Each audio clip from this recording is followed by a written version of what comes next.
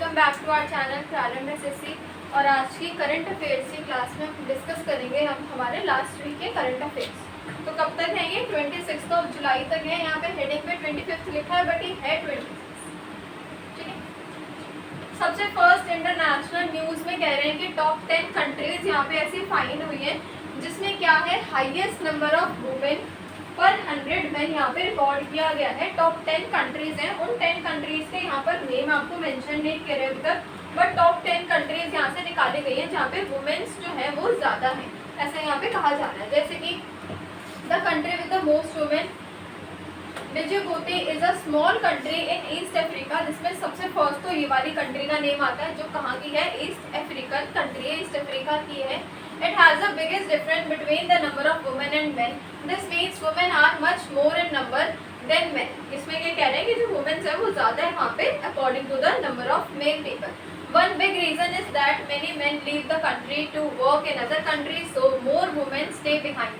ऐसा ये माना जा रहा है कि बहुत सारे जो मैन है वो अपनी कंट्री को छोड़ देते हैं, किसके लिए, काम के लिए कहीं और चले जाते हैं, तो वहाँ पे जो वुमेन्स हैं वो वहीं पे रह जाती हैं।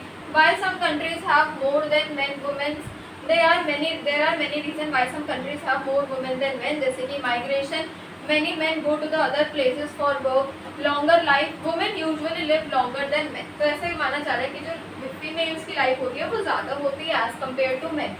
War or conflict, in some countries more men died during the wars के टाइम पे ज़्यादा जो मेल पीपल होते हैं उनकी डेथ हो जाती है। सोशल फैक्टर्स में आता है मेन में face more health problem, risky job और बैड लाइफस्टाइल हैबिट्स। तो यहाँ पे कहा जा रहा है कि ऐसे सोशल फैक्टर्स में भी जो मेल पर्सन होते हैं, मेल कैंडिडेट्स होते हैं, उनको ज़्यादा हेल्थ इश्यूज वगैरह यहाँ पे देखने को मिलते हैं, तो इसीलिए उनकी लाइफ कम हो जाती है और वुमेन्स की लाइफ ज़्यादा रहती है। तो ये आप ध्यान रखना कि ऐसे बहुत सारी टॉप 10 कंट्रीज अभी अभी यहाँ पे 2025 में यहाँ पर मेंशन करी गई है जिसमें फीमेल ज़्यादा है। We compare the number of women to a men in a country. If a country has more women than men, it is said to have a higher female population. Through worldwide, men are slightly more. Many countries still have more women than men. तो यहाँ पे कहा जा रहा है, ये चीज़ ध्यान रखना कि टॉप 10 कंट्रीज अभी फाइनलाइज हुई है जिसमें वुमेन्स की कैटेगरी ज़्यादा है। उसके बाद आपके पास यहाँ पर एक बहुत ही बड़ी एक आपके पास पूरी हिस्ट्री दे रखी है पॉलिटिशियन की, जिसमें उनके अलग अलग रोल्स यहाँ पे दिखाए गए हैं, तो इनके बारे में थोड़ा अच्छे से पढ़ना।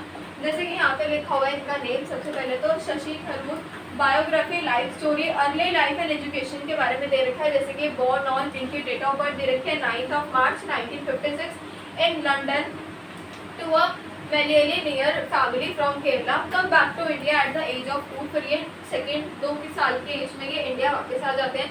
स्टडीड आर्ट, कहाँ पर इन्होंने स्टडी करी है ध्यान रखना। Then history from Saint Stephen's college Delhi university, active in student politics में काफ़ी ज़्यादा एक्टिव हो गए। तो जो इनका नेम है ये ध्यान रखना, और इनके बारे में जो मेन यहाँ पे पॉइंट्स लिखे हुए हैं थोड़ा सा ध्यान रखना कि क्या क्या इनके बारे में है, क्योंकि ये एग्जाम में आ सकता है। Started a quiz club there, then went to the USA for higher studies, complete masters and PhD in international relations from the school and university, became the youngest PhD holder there at the age of 22। तो कहाँ तक इन्होंने पढ़ाई करी, तो ध्यान रखना कि PhD तक इन्होंने अपनी स्टडीज कंप्लीट करी। Diplomatic career, work at the UN, work at the United Nations UN for 29 years from 1978 to 2007। Refugee work, help refugees from Vietnam and Poland, ये इन्होंने हेल्प भी करी है काफ़ी। फिर आता है peace keeping, work in war affected areas in 1990s। Top positions में यहाँ पे लिखा हुआ है became under secretary general for communication and public information in 2001, the highest ranking India in the UN at that time. फिर इन्होंने क्या किया, UN secretary general race in 2006 he was India's candidate but became second to Ban Ki Moon, resign from UN in 2007। तो 2007 में इन्होंने resign कर दिया। फिर उसके बाद से ये ध्यान रखना है इनकी रिजाइन कब, 2007। पॉलिटिकल करियर फिर इनका स्टार्ट हो जाता है, इसके बारे में ध्यान से पढ़ना। जैसे कि join Indian national Congress party इन्होंने ज्वाइन करी कब, 2009 में। Contested Lok Sabha election from Thiruvananthapuram Kerala, one the election despite being called an outsider. तो इन्होंने इलेक्शन भी जीत लिया, कॉल्ड एज एन आउटसाइडर, ये ध्यान रखना। फिर इनकी यहाँ पे आती है minister of state from external affairs 2009 to 2010, handled region like Africa, Latin America and gulf countries. तो ये ध्यान रखना कौन से रीजन हैंडल करे। Work on Hajj and passport services पर भी इन्होंने काफ़ी ज़्यादा वर्क किया है।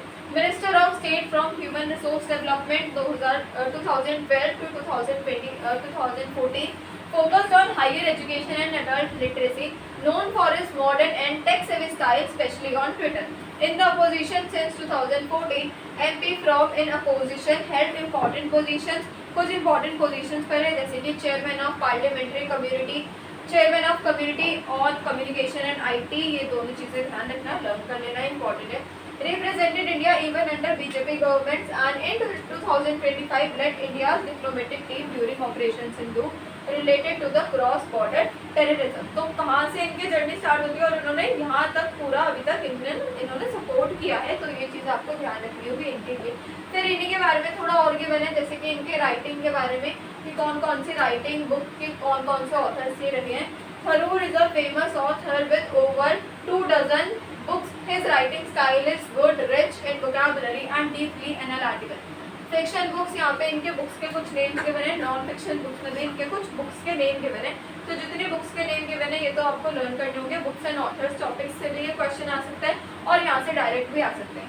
His Oxford Union speech on colonial repression become viral and led to the bestseller An Era of Darkness. ये भी ध्यान रखना है. Era of Darkness भी किससे रिलेटेड है, क्या नेम है, नेम क्या है जिनका पढ़ रहे हो? Shashi.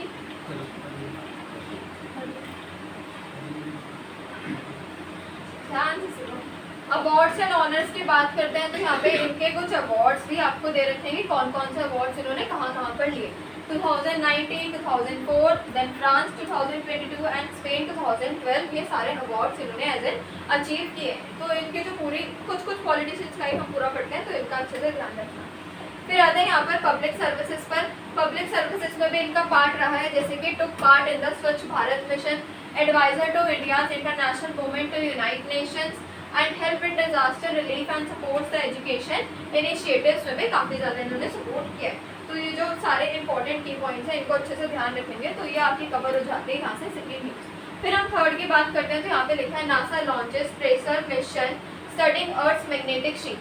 NASA has launched a new mission called TRACERS to understand how Earth's magnetic field protects us from dangerous solar storms. तो जो solar storms होते हैं अलग अलग तरीके के, उनसे कैसे आप अर्थ की शील्ड को प्रोटेक्ट कर सकते हो, उसके लिए ही एक मिशन यहाँ पे लॉन्च किया गया है.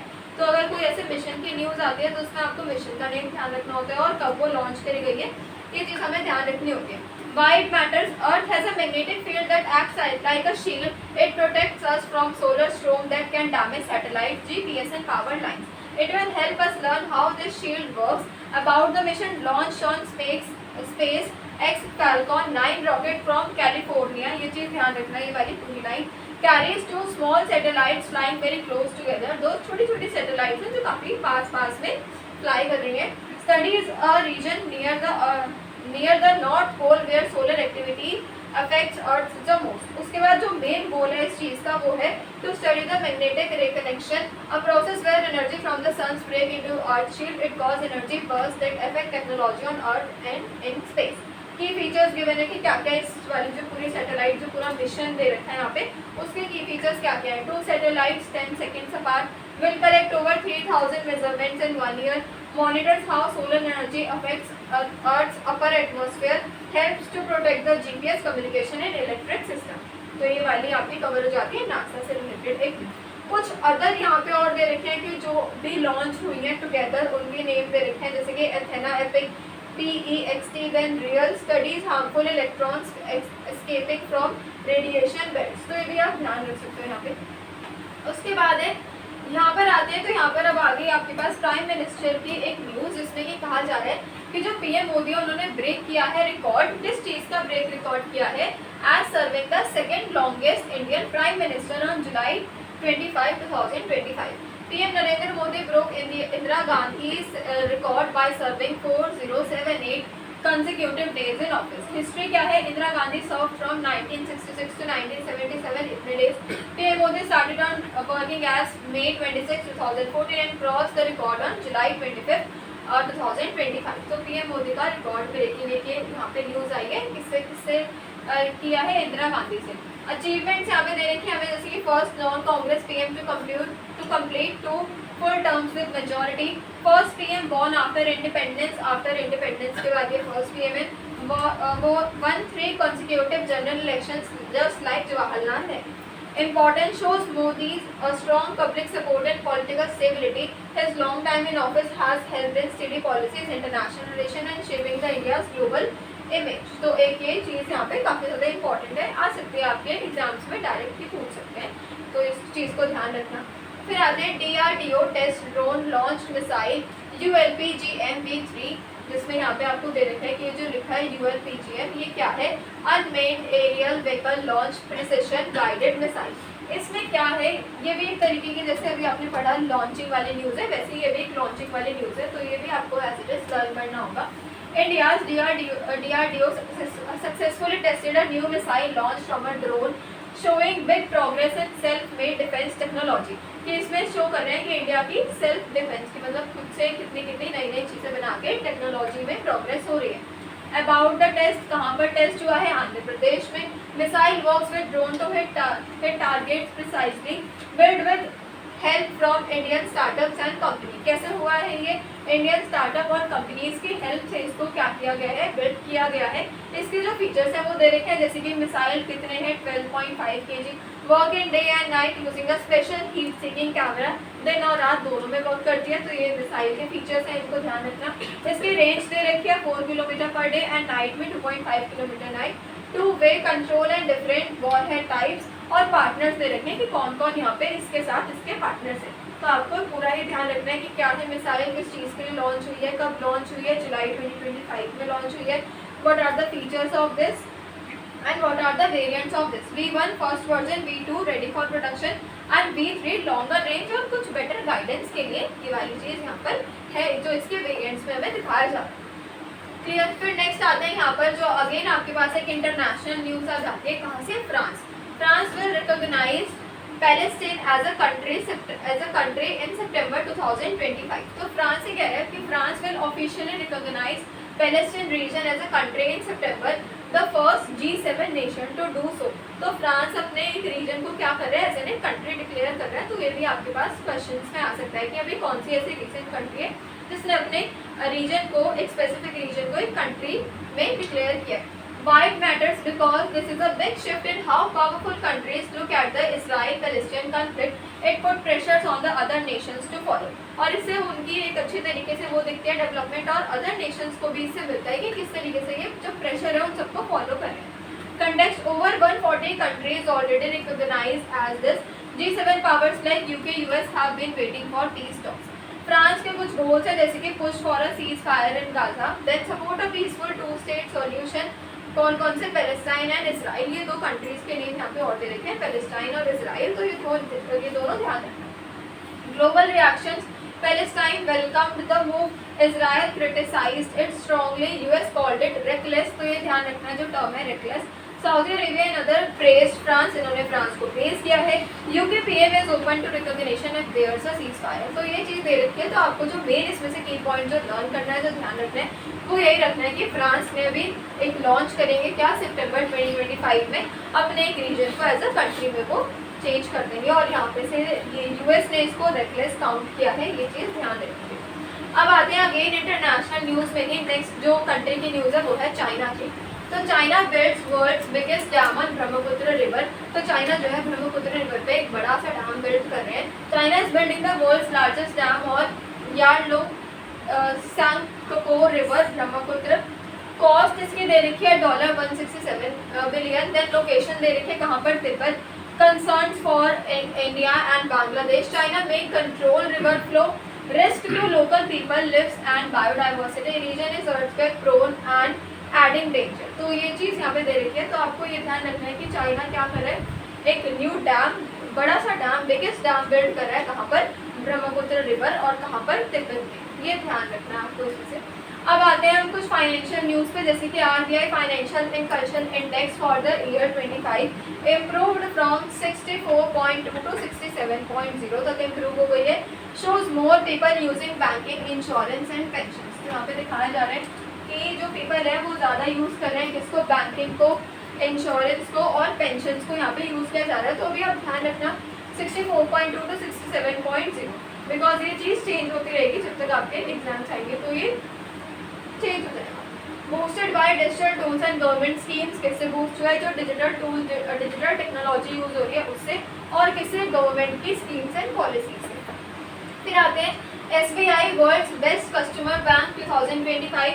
It is awarded by, award किया गया है कैसे? By the global finance magazine. किसको? SBI won the digital services voice banking and rural outreach. उसके बाद यहाँ पे हमें इन्हीं के रिगार्डिंग एक और दे रखा है जो कि है wilful defaulters ₹1.62 trillion. Public sector bank fine 1629 people companies who didn't repay loans. यहाँ पे कह रहे हैं कि ना इन पे क्या लगाए जाएंगे? फाइन लगाया जाएगा जो रीपे नहीं कर रहे किसको? लोन्स को।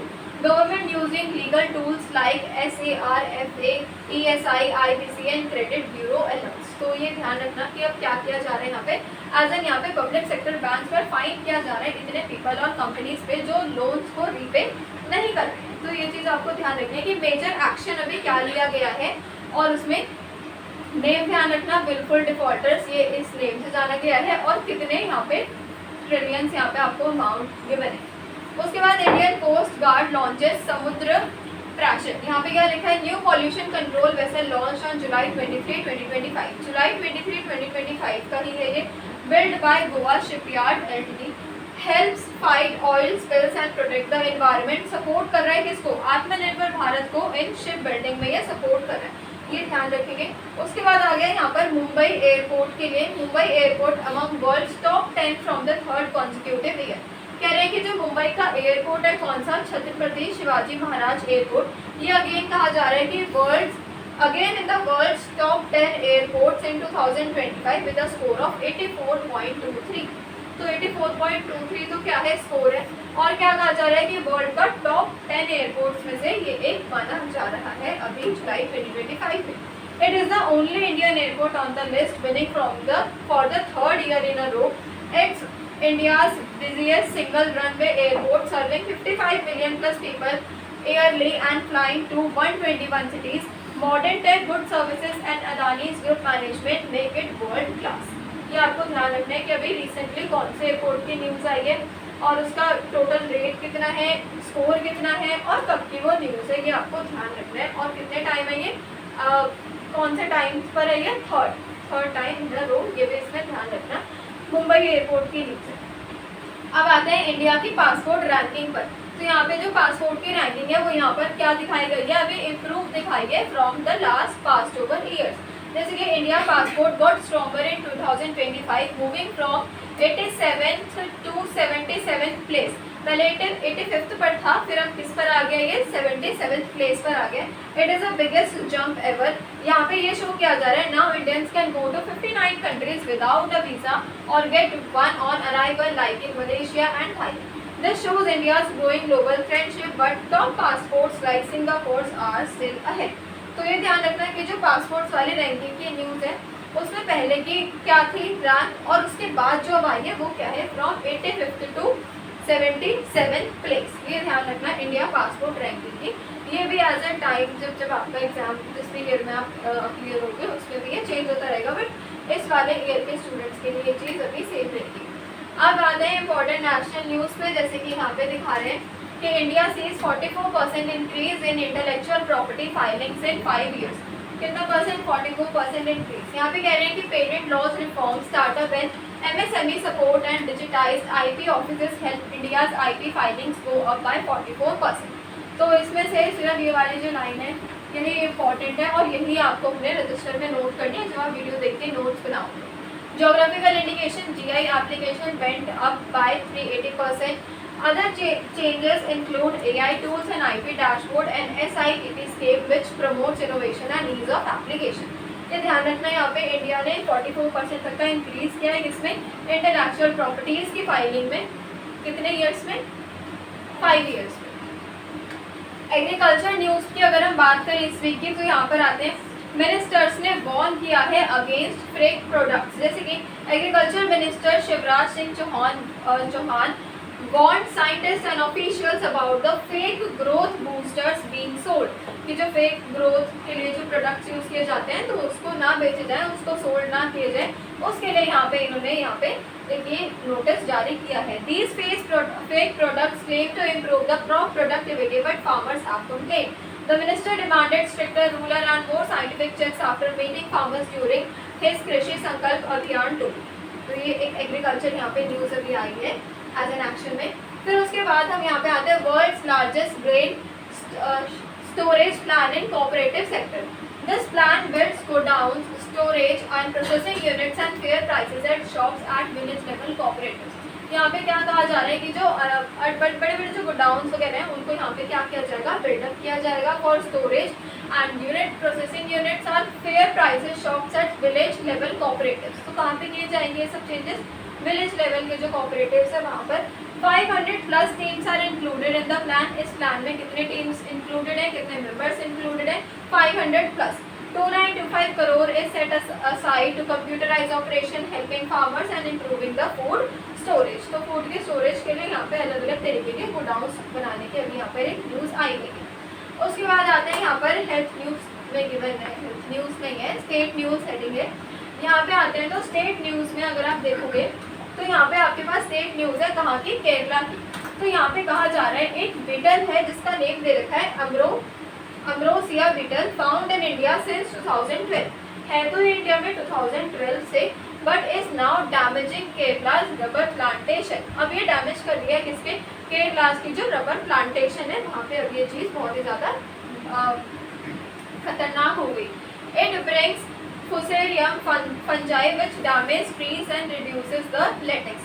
तो ये है यहाँ पे एक छोटा सा ही पार्ट हमें दे रखा है, ज़्यादा डिटेल्स इसकी गिवन नहीं है हमें. तो ये ध्यान रखना, केरला की न्यूज़ है रबर ट्री की एंड जो नेम है बीटल का वो आप ध्यान रखोगे. India's first mining tourism project in Jharkhand. तो ये भी एक अगेन एक स्टेट न्यूज़ है हमारे पास. झारखंड क्या कर रहा है, स्टार्ट कर रहा है India's first mining tourism project. Supported by, किससे सपोर्टेड है ये, by Central coalfields Limited CCL and manage by Jharkhand tourism. Jharkhand tourism इसको मैनेज करेंगे.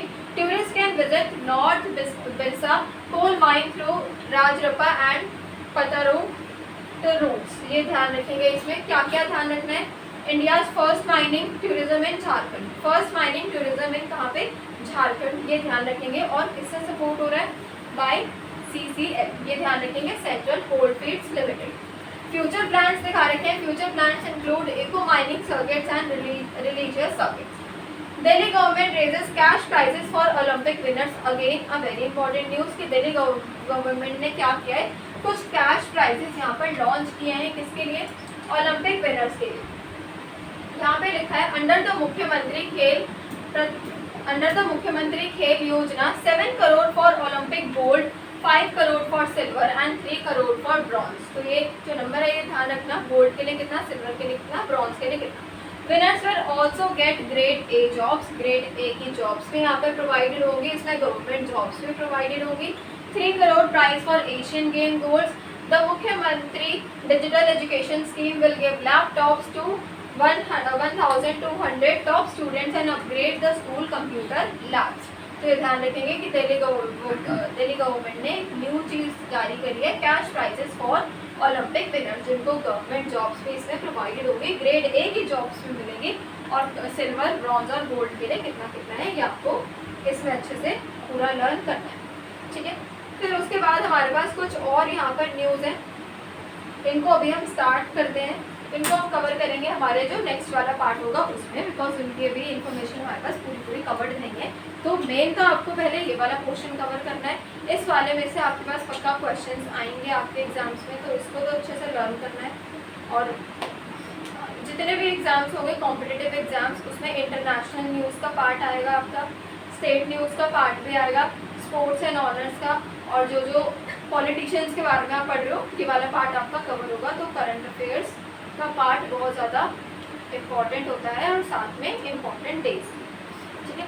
तो आज की क्लास में इतना ही. अब हम स्टार्ट करेंगे अपने नेक्स्ट पार्ट से. Thank you so much for watching.